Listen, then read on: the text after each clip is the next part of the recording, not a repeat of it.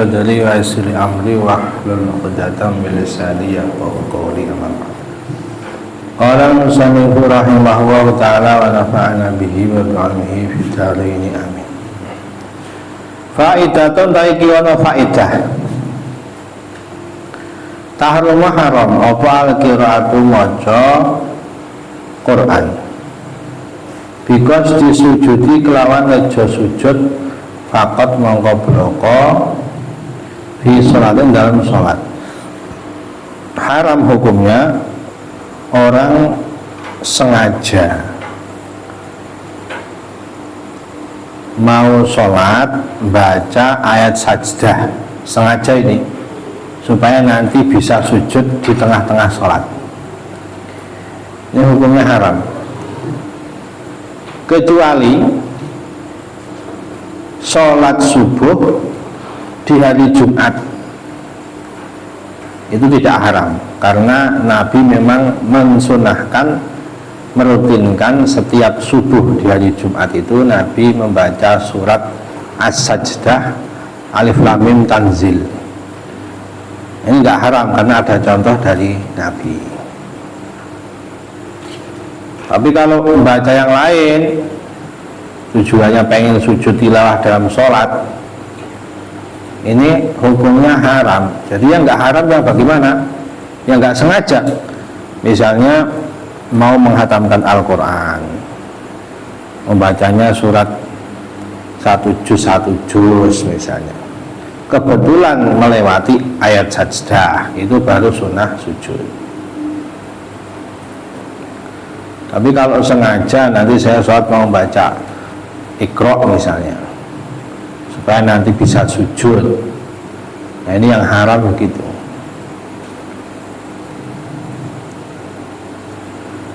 Dan selain haram, batal sholatnya menurut Imam Romli. Tapi kalau menurut Ibnu Hajar tidak batal, hanya haram tapi tidak batal. Awakti makruhin utawa ing dalem waktu kang den makruhake, di waktu yang makruh,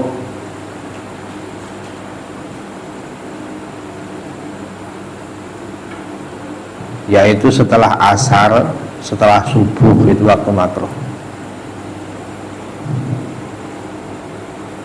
Batabdulan batal apa suatu sholat bihi kelawan sujud. Ini tadi pendapatnya Imam Romli. Ketika dia tahu hukumnya sengaja, itu yang batal.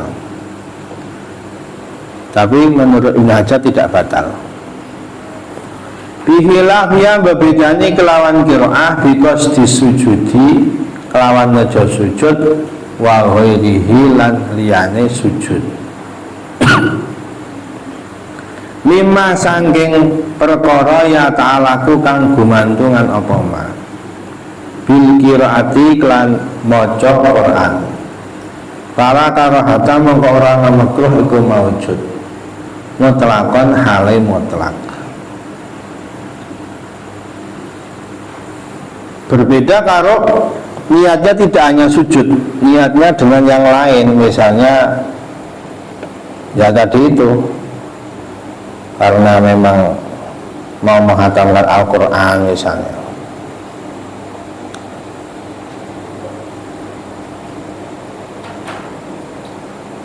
untuk mencari kesunahan membaca Al-Quran yang panjang-panjang misalnya begitu, hanya kebetulan melewati ayat sajdah, ini enggak haram dan tidak batal. Fala karohata mutlakon, dan tidak ada kemakruhan secara mutlak. Mutlak di sini baik di waktu makruh ataupun di lain waktu makruh, di sholat ataupun yang lain. Walayahin ora hal apa ataqarrubu keparek ilallahi ta'ala Allah ta'ala bisa jadatin kelan sujud bila sababin kelan tanpa sebab.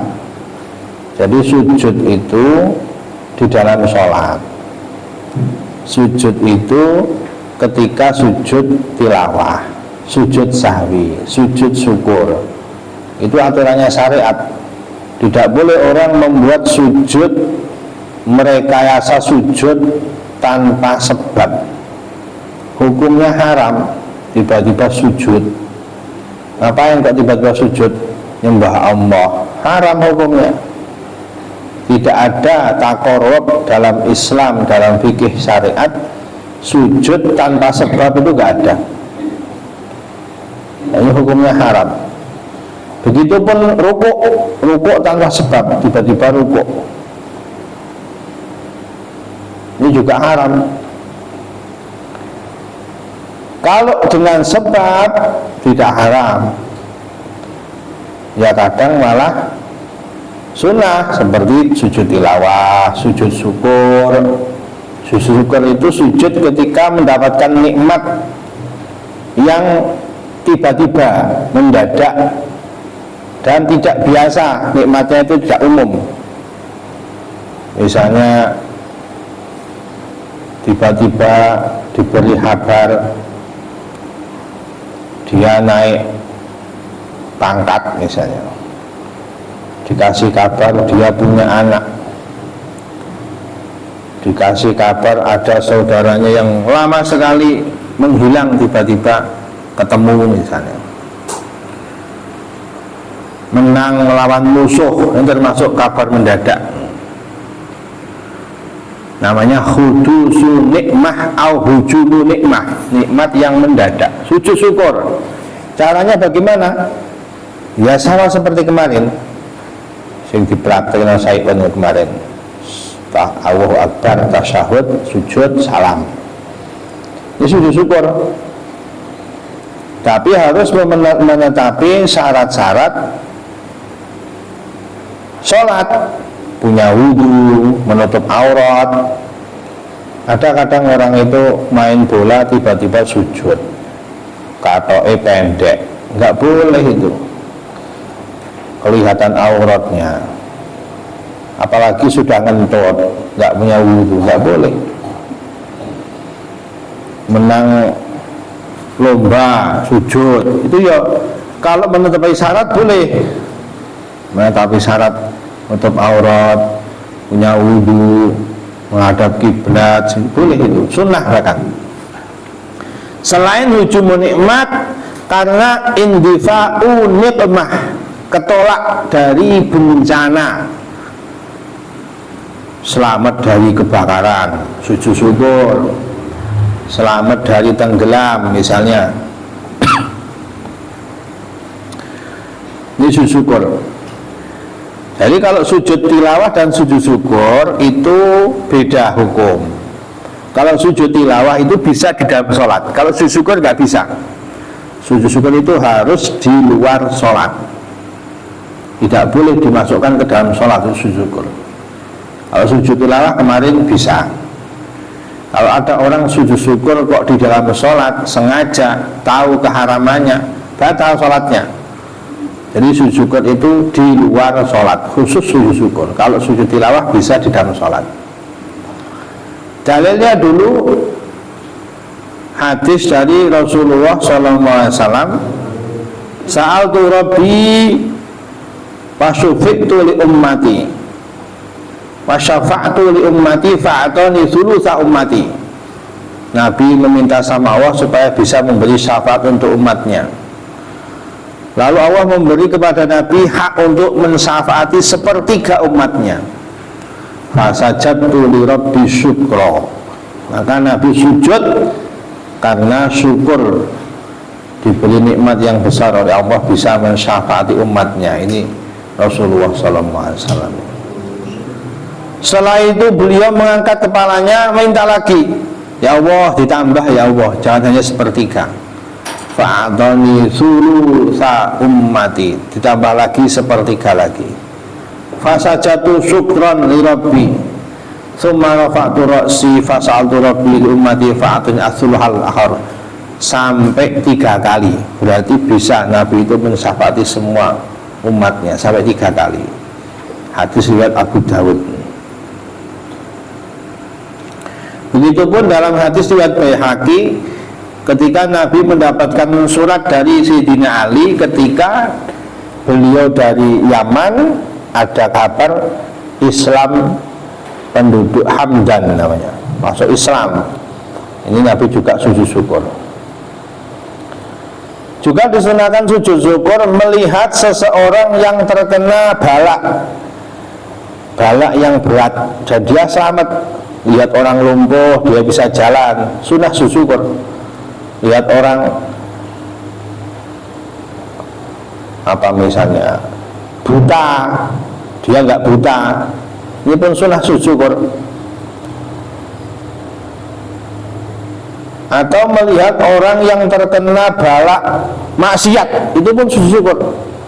Lihat orang zina terang-terangan, sujud syukur karena dia selamat tidak melakukan itu. Bedanya kalau balak bencana dengan balak maksiat. Kalau balak bencana jangan sujud di depannya, ini menyakiti. Ada orang pincang terus sujud syukur di depannya, ini kan menyakiti. Di depannya orang pincang dia sujud alhamdulillah saya nggak pincang, ini kan menyakiti. Jadi kalau sujud syukur di depan orang yang kena bencana, musibah, sakit dan sebagainya jangan di depannya. Tapi kalau sujud syukur di depan ahli maksiat boleh di depannya itu. Di depannya orang maling misalnya, sujud syukur alhamdulillah saya bukan maling, supaya dia ini takyir ini istilahnya ini, supaya dia merasa tercela ini malingnya ini, barangkali taubat Allahu yatub. Nah ini di depannya nggak apa-apa kalau itu.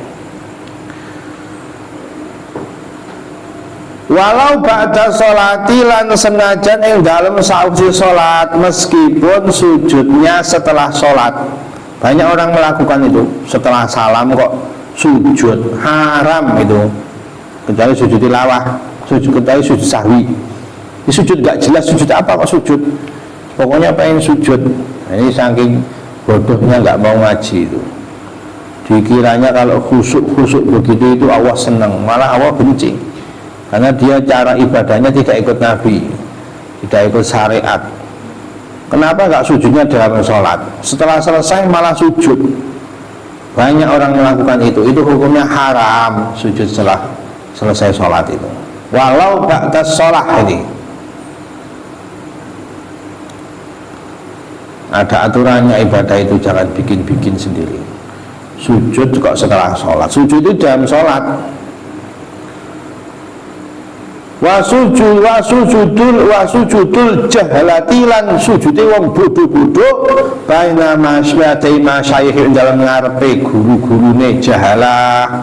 Ini sebagian ahli thariqah ada yang sujud di depan mursyidnya, di depan syekhnya, haram ini.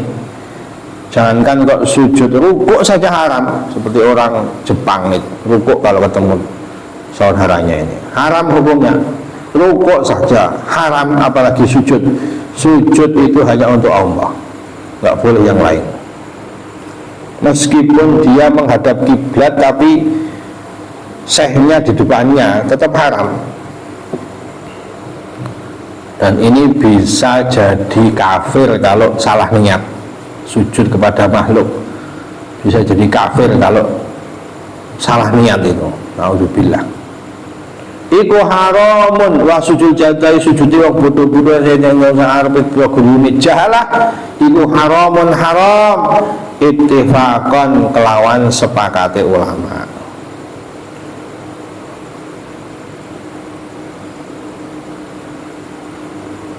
Adapun sujudnya para malaikat di Al-Quran kepada Nabi Adam, wa kharru lahu sujada, atau bahasa-bahasa yang lain itu banyak takwil atau dinasakh. Ada yang mengatakan itu dinasakh, itu sujud itu dulu di syar'u man qablana, syariat orang sebelum kita nggak boleh mengikuti, sudah dinasakh. Ada yang berpendapat itu takwil, sujudnya malaikat pada Nabi Adam itu sujud hormat, bukan sujud menyembah. Jadi bahasanya sujud itu bukan sujud menyembah tapi sujud hormat. Yang mengatakan ditakwil. Pendapat yang pertama dinasakh, itu syar'uman qablana. Tidak semua syariat orang sebelum kita ini boleh diikuti. Misalnya syariat orang sebelum kita itu kalau najis itu dipotong, tidak bisa disucikan dengan air. Misalnya baju kita ini najis, itu syariatnya Bani Israel itu dipotong, yang bagian najis dibuang, nggak bisa disucikan. Nah, itu pun nggak bisa kita ikuti, habis bajunya nanti. Itu atul mal, menyanyiakan harta. Potong, kalau najis dipotong, bajunya habis nanti. Ini contoh syariat orang sebelum kita. Termasuk itu sujudnya orang-orang zaman Bani Israel.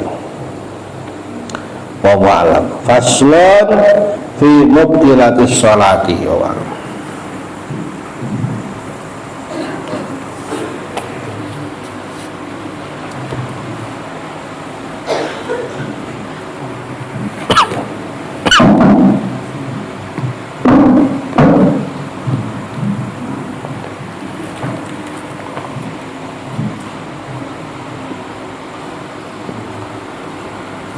Surat Al-Maidah ayat 2.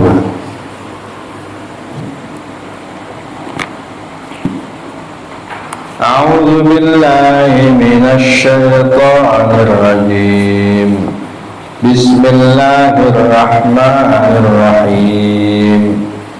Ya ayyuhalladzina amanu la tuhillu sya'airallahi walasy-syahrul haram walal hadya walal qala'id wala aminal baital haram wala aminal baital haram yabtaghuna fadlan min rabbihim wa ridwana wa idza halaltum fasqatu wa la yajrimannakum syana'anu qaumin an saddukum 'anil masjidil haram an ta'tadu wa ta'awanu 'alal birri wat taqwa wa la ta'awanu 'alal ismi wal 'udwan wattaqullaha innallaha syadidul 'iqab. Bismillahirrahmanirrahim. Ya ayyuhalladzina amanu akeh amanu kang padha iman sapa alladzina. Dari Ibnu Mas'ud, setiap ayat yang diawali ya ayyuhalladzina amanu pasti setelahnya adalah perintah yang penting atau larangan yang penting. La tukhillu ojo podo ngudari sira kabeh syaira ing pira-pira syiari Allah. Jam'u syairatin uta lafaz syair iku jam'i syairatin, jama'i lafaz syaira. Pira-pira syiari Allah. Ai ma'alima din pira tondo keagungane agamane Allah. Bisaidi kelawan beburon bil ikhrami ing dalem nalikane ikhram. Wahai orang-orang yang beriman, jangan kalian merusak, menghilangkan atau menciderai syiar-syiar Allah. Syiar-syiar Allah di sini nanti secara khususnya ini adalah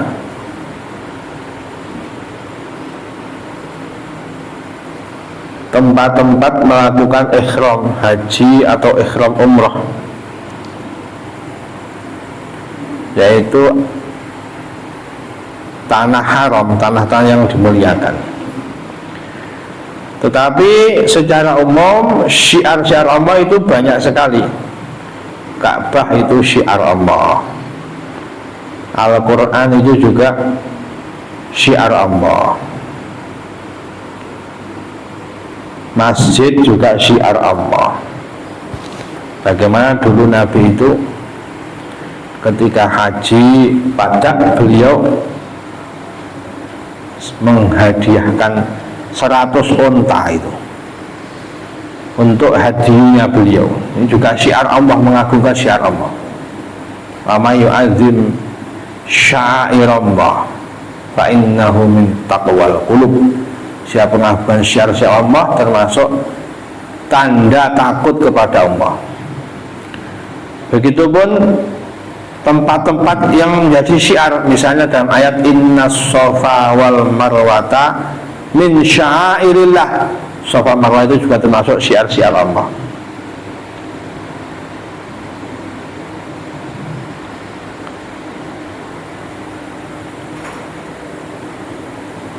Masjid itu juga termasuk syiar Allah, maka dilarang orang itu di masjid junub, haid, dilarang masuk masjid.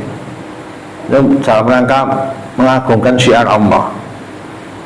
Masuk masjid, sholat tahiyatul masjid, menghormati masjid, tahiyah maknanya kan menghormati. Itu juga praktek la tukhillu syairallah. Tidak boleh masjid digunakan untuk jual beli. Kata Nabi, kalau ada orang jual beli di masjid, doakan la arbahallahu tijaratan, Allah semoga enggak akan memberikan keuntungan perdaganganmu. Tidak boleh di masjid itu membawa sesuatu yang baunya tidak enak. Dalam riwayat itu bawang merah, bawang putih, terus dikiaskan itu yang baunya enggak enak, jangan dibawa ke masjid. Pete, jengkol, rokok, itu kalau orang tahu adab gak akan berani di masjid itu. Termasuk Al-Quran, kitab-kitab Allah, kitab hadis, kitab fikih, gak ada adab kalau membaca kitab-kitab syariat sambil membaca rokok, sambil ngerokok itu tidak menghargai syiar Allah.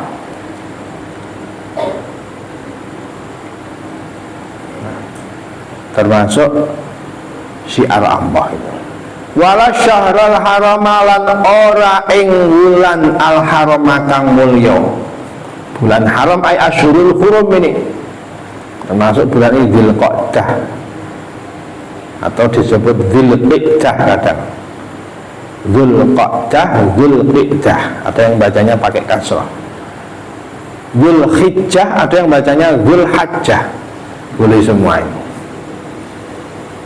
Ini termasuk bulan haram. Bil qitali kan perang fi dalam syahrul haram.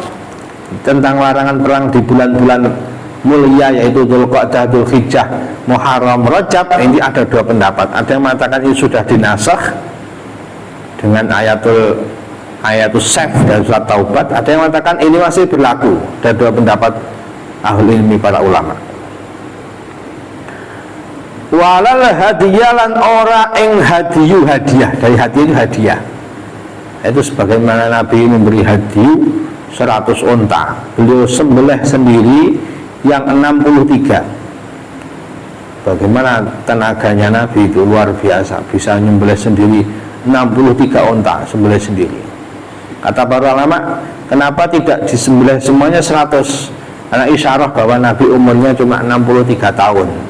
Beliau di haji terakhir sebelum wafat itu nyembelih 63 unta. Sisanya memerintahkan sahabat Ali menantunya untuk meneruskan menyembelih. Itu Nabi itu. Dermawannya bagaimana ya Nabi itu? Hadiahnya, korbannya 100 unta. Marupane kewan dia kang den hadiahkan apa ma'ilal harami maring tanah haram. Bayane minanai saking pira-pira raja kaya bitaru iklan ganggu lahu maring ma'uhdiya. Kalau dulu orang-orang zaman jahiliyah ini juga melakukan haji, hewan-hewan yang disembelih ketika musim-musim haji, namanya hadiyu. Jadi kata-kata hadiah. dihadiahkan, dikorbankan. Walal qalaid dalan ora ing pira-pira kalung. Nah, sebagian dulu itu hewan-hewan ini dikasih kalung supaya beda dengan yang lain. Ini hewan yang untuk hadiah, ini hewan yang bebas, bukan hadiah. Ini pembedanya dengan kalung orang dulu itu, zaman dulu. Kalau sekarang sudah nggak berlaku ini. Utai lafat qalaid iku jam'u qiladatin, jamai lafat qiladah. Wa iya utai qiladah iku ma barang kana kang ana apa ma ana iku yukladu den kalungaken apa bima min syajaril harami saking wit-witane tanah haram. Ada yang dikalungkan di hewan-hewan, ada yang dikalungkan di pohon-pohon, karena tidak boleh pohon tanah haram itu dirusak. Liyak mana supaya aman apa syajar fala tata'arradu mengko aja ganggu sira. Kalau orang dulu maknai ngaru biru, tata'arradu itu ngaru biru itu yang ganggu maknanya. Laha maring qalaid wala asabya maring pira-pira kang duweni qalaid yang melakukan haji jangan diganggu. Pohon-pohonnya pun jangan diganggu, yang punya pohonnya pun jangan diganggu. Wala tukiran aja ngudari sira amin ing wong padha nejo aiko sing wong tejo al baitul haram ing baitul haram Ka'bah. Di bait itu maknanya rumah haram, rumah yang mulia. Maksudnya adalah bait di sini adalah Ka'bah. Sebagai dalam ayat lain surat Al-Imran, inna awwala baitin wudi'a lin-nasi lalladzi bi Bakkata mubarakah. Awal kali rumah, inna awwala baitin wudi'a lin-nasi bi Bakkah. Dulu orang Bani Israel, orang-orang dahulu itu nyebut Ka'bah itu Bakkah dulu itu. Sampai sekarang kalau orang buka Alkitab, buka Injil, buka Taurat itu nyebutnya masih Bakkah. Ini bahasa orang bahasa apa namanya, mungkin bahasa Ibrani, bahasanya Bani Israel. Bakkah jadi Ka'bah. Ka'bah itu sebenarnya perkara yang muncul, karena Ka'bah itu muncul nampak. Awal asal kata pengambilan mustaqnya itu Ka'bah itu perkara yang muncul, makanya tulang yang muncul di kaki disebut Ka'bain, mata kaki itu kan karena tulangnya muncul di mata kaki. Ka'bain, ilal Ka'bain, Ka'ab jadi Ka'bah. Yabtaguna hale padha nupre sapa aladina fadlan ing anugrah rizqan tegese rezeki min rabbim saking pangerane aladina bitijarati kelan dagang waridwana ing ridho minhu saking Allah bikos diklan nejo ing Allah izamim kelawan pingonone aladina alfasidi kang rusak wa ta'ala iki iku mansun ayat iku mansun den nasah berarti kelan ayat baro'ah, ayat surat taubat atau disebut ayat saif.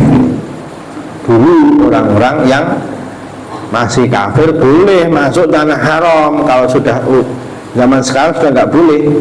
Sudah turun ayat taubah atau surat baro'ah sudah nggak boleh, ini zaman dulu.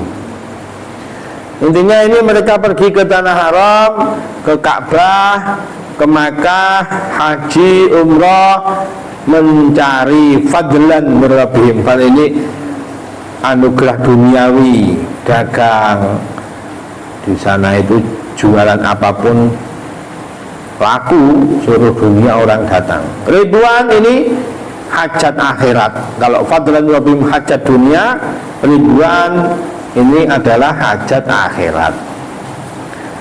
Wa idza halaltum kalikane wis halal sira kabeh sampai ihram,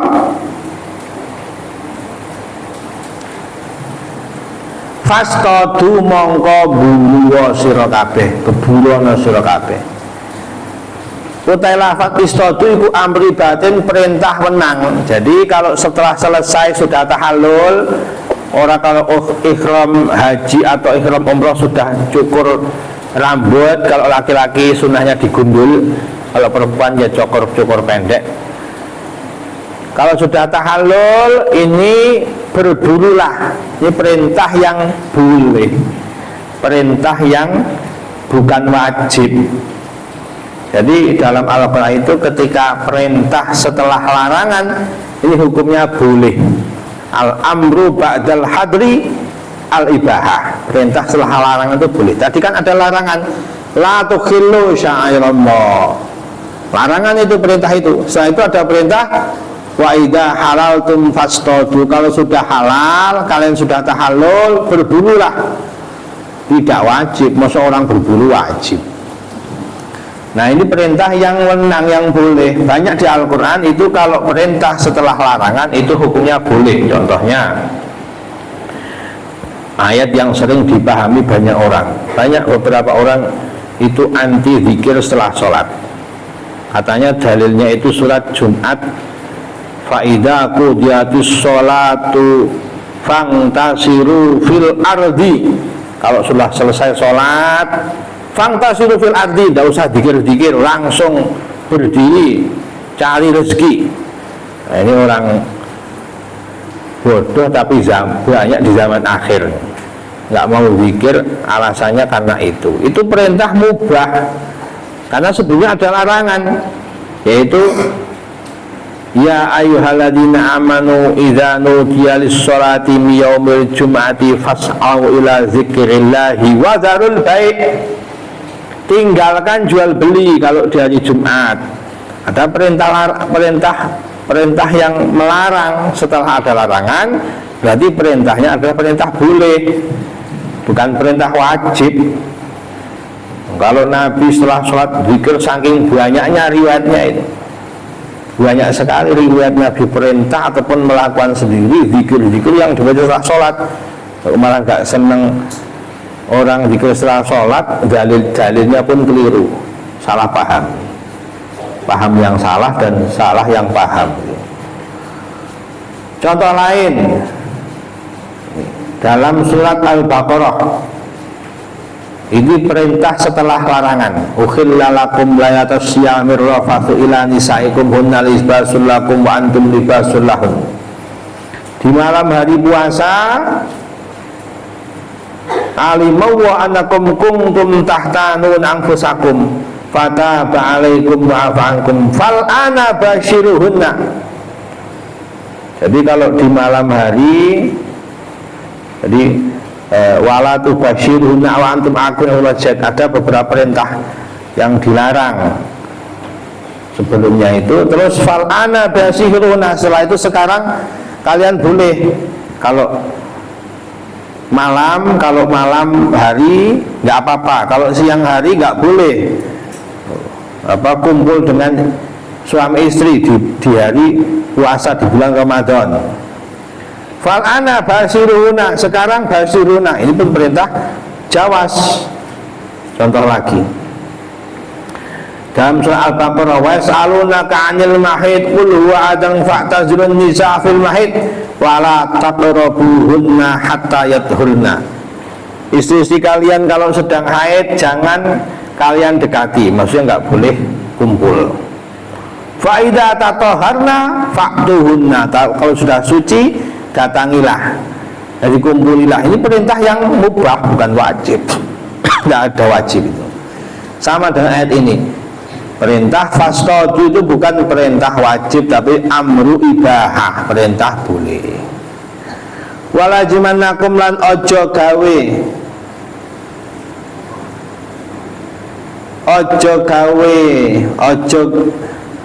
ndadekake nyambut gawe temenan ngono ya. Ing sira kabeh ayaksibannakum, gawe nyambut gawe ing sira kabeh apa syana'anu qaumin, sengit kaum, bifatin non bifatin syana, maksudnya syan'an. Ada kedua yang membaca syan'anun, ada yang membaca syana'anu. Kalau syan'anun ikut wazan fa'lanu. Memang ada dua qiraah ini, ada beberapa qiraah, tapi yang masyhur dua ini.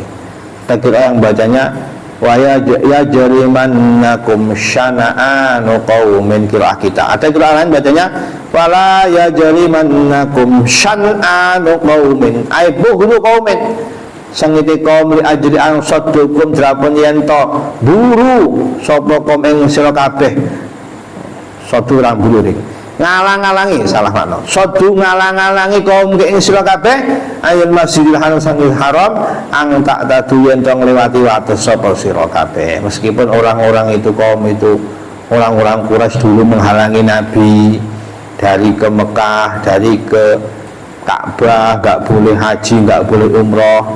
Jangan kalian membalas dengan menganiaya. Ini indahnya Islam. Ada riwayat ketika Nabi itu masuk kota Makkah, ada seorang sahabat saking jengkelnya ketemu Abu Sufyan, Sa'ad bin Ubadah. Hada yaumul malhamah, katanya. Ini hari pembantaian. Saking dulu bagaimana orang Quraisy itu mengusir Nabi, mau membunuh Nabi, memusuhi Nabi di Madinah. Sekarang Nabi sudah menang. Ini hari pembantaian, katanya. Nah, ditegur sama Nabi. Ini saking rahmahnya Nabi dan Islamnya. Hada yaumul marhamah, kata Nabi itu. Ini bukan hari malhamah pembantaian, tapi hari kasih sayang, marhamah. Masya Allah. Jadi wala yajrimannakum syana'anu qaumin an saddukum al-masjidil haram an ta'tadu. Jangan karena itu kalian melewati batas. Alih mengatasi kaum bil qatli kelan mateni kelan qatl. Wa ta'awan tulung-tulungan sira kabeh al birri kebagusan. Bi fi'li makan agae perkara umum kang den perintah sira bi kelawan ma.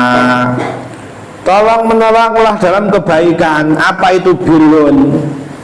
Nah, tafsir bitafsir dalam surat Al-Baqarah ayat 177, laisal birru an tuwallu wujuhakum qibalal masyriqi wal maghrib.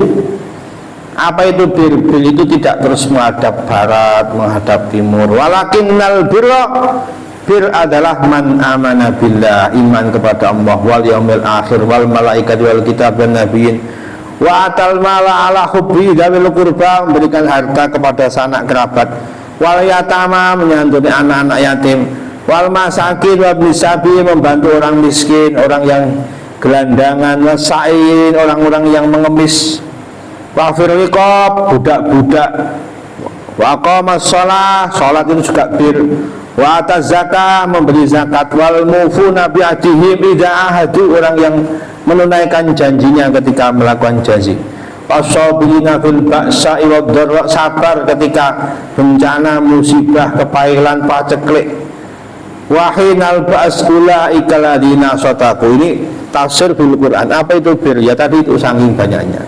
Dalam perkara bir, kata Allah, saling tolong menolonglah kalian, saling bantu membantu dalam kebaikan. Ini perintah Al-Quran. Dalam hadis kata Nabi, al-birru husnul khuluq. Bir adalah akhlak yang baik. Tolong menolong kalau dalam perkara baik, jangan tolong menolong perkara buruk. Wal ismu ma haka fi sadrik, kata Nabi. Yang namanya bir itu akhlak yang baik. Dosa adalah apa yang di hatimu itu rasanya tidak enak, itu dosa. Wa karida ayam ta'alihin nas, dan kamu tidak senang kalau dilihat orang lain. Jadi tanya hati nuranimu. Kalau hatinya rasanya resah, tidak, ini berarti dosa. Ini banyak sahabat ketika hijrah ke Madinah karena pernah dilarang Nabi jangan banyak tanya. Hanya ada seorang Badui tanya pada Nabi, sahabat senang banget mau nanya itu. Nanya apa sih sebenarnya ini? Yang ditanyakan oleh Badui ini, pengen sahabat pengen dengar jawabannya dari Nabi. Pertanyaannya, sa'altuhu anil birri wal ismi. Saya nanya tentang kebaikan dan dosa. Kalau bir, saling tolong menolong, wattaqwa lan takwa, bitar kilawan ninggalno perkara nuhitum kang dilarang sira kabeh bi anu saking ma. Kalau bir dan takwa ini kalau disebutkan sendiri-sendiri, ini ya muradif. Takwa itu ya bir kebaikan itu ya takwa, ya termasuk takwa.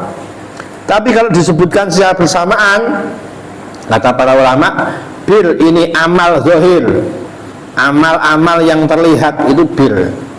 Kalau takwa itu amal qulub, amal hati, hatinya ikhlas, hatinya tawadhu, hatinya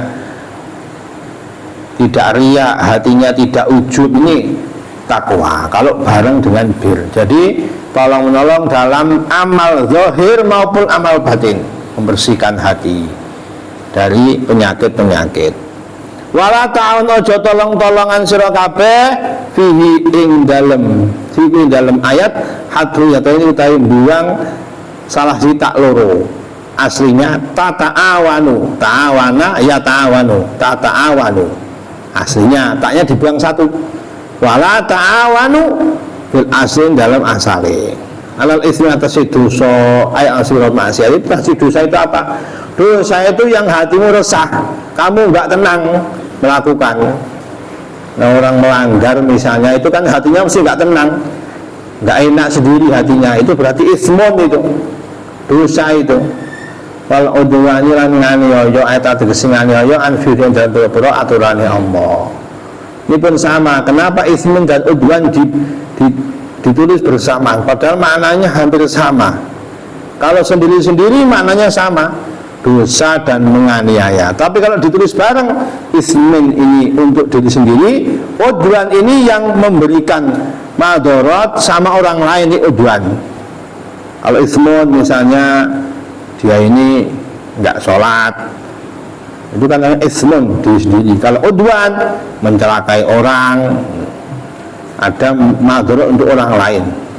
Wattaqulan padha takwa sira kabeh Allah ay khofu tegese wedi sira kabeh kang siksane Allah bi antuti kan yen to naati sira kabeh Allah innallaha sakawa iku syadidul iqabi banget siksane liman maring wong hala bau kang nulayani sapa man ing Allah maha berat siksanya.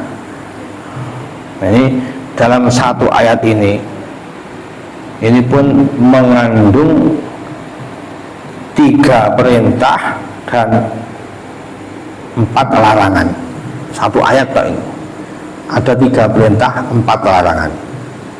Perintahnya fastodu, padahal fastodu. Yang kedua wa ta'awanu 'alal birri wat taqwa. Yang ketiga wattaqullah, 3 perintah ini. Larangannya la tukhillu sya'irallah wala syahrul halam wal hadiyal qalaid, larangannya ini. Terus wala yajrimannakum syan'anu qaumin. Terakhir wala ta'awanu ala ismi wal udwan. Satu ayat sebagaimana ayat pertama Al-Maidah kemarin itu ada perintah, ada istisna, ba'dal istisna kemarin. Ini satu ayat ini ada 3 amar, 4 nahyun. Ini ijazul Quran ini. Ada kadang satu ayat itu mencakup beberapa perintah larangan. Bahkan ada ayat yang isinya satu ayat perintah, larangan dan bisyarah, kabar gembira. Misalnya ayat yang diberikan kepada ibunya Nabi Musa itu, surat Al-Qasas. Wa wahayna ila ummi Musa an ardi'i fa idza khifti 'alaihi fa'alqihi fil yammi wa la takhafi wa la tahzani inna radduhu ilaiki wa ja'iluhu minal mursalin. Itu ketika Nabi Musa itu diperintahkan oleh Allah supaya bayinya enggak disembelih oleh tentaranya Fir'aun. Ini bayinya Musa, Allah memerintahkan, memberi wahyu kepada ibunya Nabi Musa supaya bayi Musa ini dialirkan ke sungai, dikasih tempat terus dibuang ke sungai. Ya khawatir ibunya, masa bayi kok dibuang ke sungai. Hanya Allah memberi wahyu, ila Ummi Musa an ardi, susui. Perintah ini. Fa idza hati alaihi fa'alqi fi, kalau kamu khawatir buang ke kali, buang ke sungai. Dua perintah. Wala takhafi wala tahzani, dua larangan, jangan takut, jangan susah. Dua bisyarah, inna radduhu ilaiki, nanti kami akan kembalikan lagi kepadamu. Wa ja'iluhu minal mursalin, nanti dia akan jadi rasul, jadi nabi. Bisyarah ini, kabar gembira. Betul itu. Setelah Nabi Musa bayinya Musa ini di bawah sungai, ditemukan oleh istri Fir'aun, yaitu Sayyidah Asiyah bintu Mazahim. Ini istrinya Fir'aun yang termasuk Sayyidatu Nisa'il Alamin, pemimpin para kaum wanita ahli surga, itu Asiyah bintu Mazahim, istrinya Fir'aun. Ditemukan oleh Sayyidah Asiyah, terus Nabi Musa dirawat. Setelah dirawat mau dibunuh sama Nabi Musa, dilindungi oleh Sayyidah Asiyah. Menangis, semestinya bayinya nangis, hanya dibikin sayembara, siapa yang bisa nyusui bayi ini supaya diam akan diberikan hadiah. Ibunya datang lagi, ini berbisyarah Allah, kembali Nabi, karena disusui ibunya sendiri terus diam dan sangat nangis. Ini bisyarah. Hurrimat alaikumul maitatu waddam wa malam.